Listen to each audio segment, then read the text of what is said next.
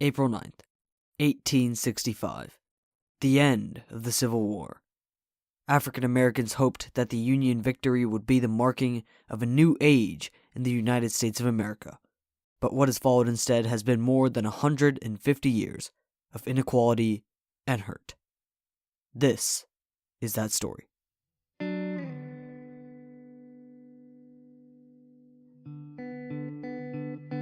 One place that African Americans hoped for equality was education.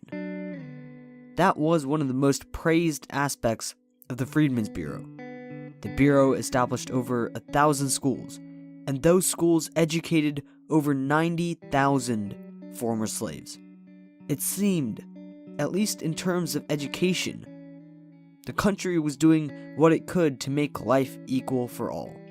And then, in 1872, under the pressure of Southerners who had recently established a majority representation of racist Democrats, Congress passed a bill, officially abolishing the Bureau.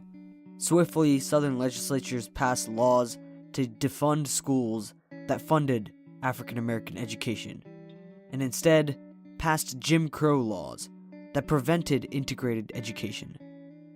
That was until Oliver Brown, who was petitioning against the Board of Education in Topeka, Kansas.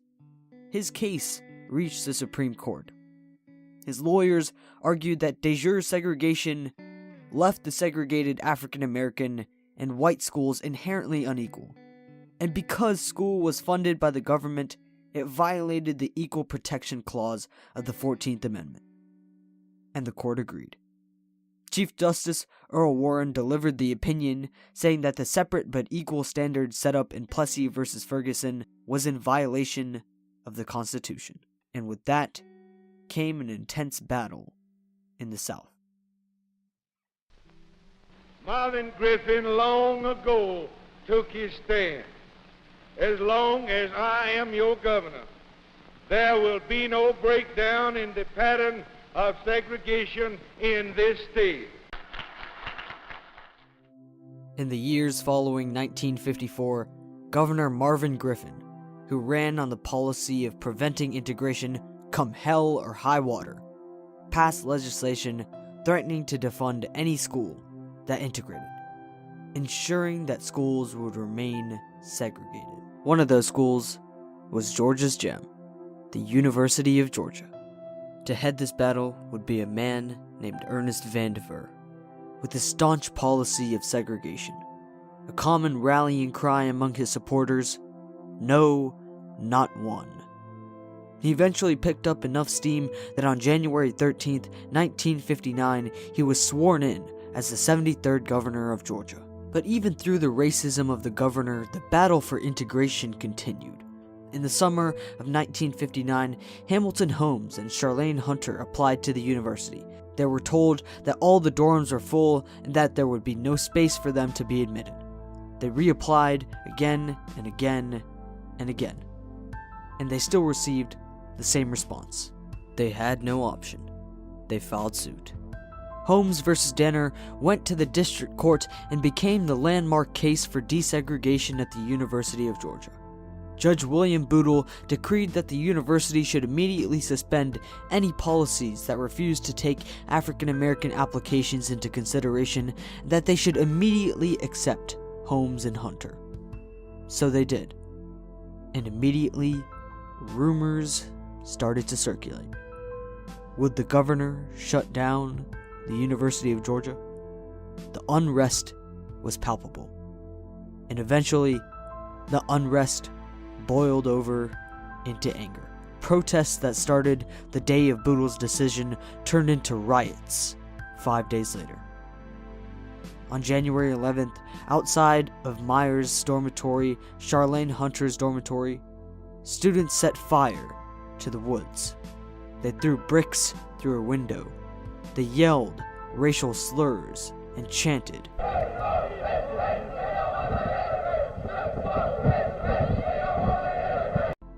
The violence of the group of more than 1,000 people necessitated the use of fire hoses and tear gas to disperse the crowd.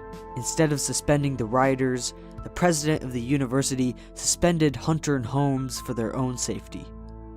integration was failing. The national media excoriated the university, calling the rioters, quote, bullies, racists, and ignoramuses. The main actors responsible for the premeditated riot never faced charges. The perception of UGA as an unaccepting white institution would be furthered, an image that would stand the test of time. In the state government, the pressure from the national media and a shifting sentiment inside the Georgia legislature was getting to Vandiver, who, despite an initial proclamation that he was, quote, going to resist and use every single legal means and remedy available to prevent integration, even he was forced to condemn the violence, and he knew that he couldn't fight the national government forever. He was forced to stop the attempts to defund the university, and he instead passed a bill that repealed the cut funding bills passed during the Griffin governorship. And after Judge Boodle ordered UGA to readmit both Hunter and Holmes on January 13th, the illusion of improvement was spread. The riots and suspension of Holmes and Hunter, along with the slew of other racist incidents, has propagated the image of UGA as an exclusive white university where African Americans are unwelcome. Today, the University of Georgia remains largely homogeneous, and only 8% of students being African American, in a state where only 60% of people are white and more than 30% are African American. Today, only 40% of African Americans who are offered admission to the University of Georgia accept the offer.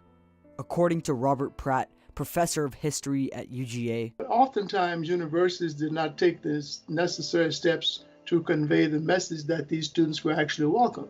So even though the law says you can come, if the perception persists that you're still going to face a hostile environment when you get here, that is what has contributed to the fact that so many African American students choose not to come here.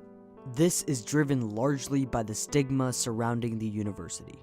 It's important to remember that the nature of exclusivity and the university's lackluster response aren't a thing of the past. In 2015, during the construction of Baldwin Hall, the university unearthed remains of old, unmarked African American graves, some of which have been speculated to have been slaves. However, upon the discovery of this information, they hid it from the public. And this has sparked numerous protests about UGA's historically slow acceptance and realization and acknowledgement of its participation in slavery and other racist practices. And most recently, in 2019, a video surfaced of fraternity members acting out slavery. Those students merely received a slap on the wrist. They were expelled from their fraternity, but they still remain degree-seeking students at the University of Georgia. The lack of action from the university serves as a painful deterrent to integration and shows a lack of commitment from the university to foster integration and diversity. UGA has several barriers to African American acceptance and enrollment. We only have one African American dean. She's dean of graduate school. And so all of the other deans are white. All of the vice presidents are white. The number of minority faculty members has declined or stagnated. And so right now there's only one black graduate student in my department. I'm his major professor. In addition, historically, a large portion of UGA's admitted classes have been admitted based on statistical measures, which is an inherent disadvantage to African American students who, especially in Georgia, have less access to qualified teachers, rigorous courses, and test prep materials. The university maintains too many barriers, both in its perception of being unwelcoming and in its admission policies, to call its attempts to integrate a triumph. The promise of integration has been a tragedy.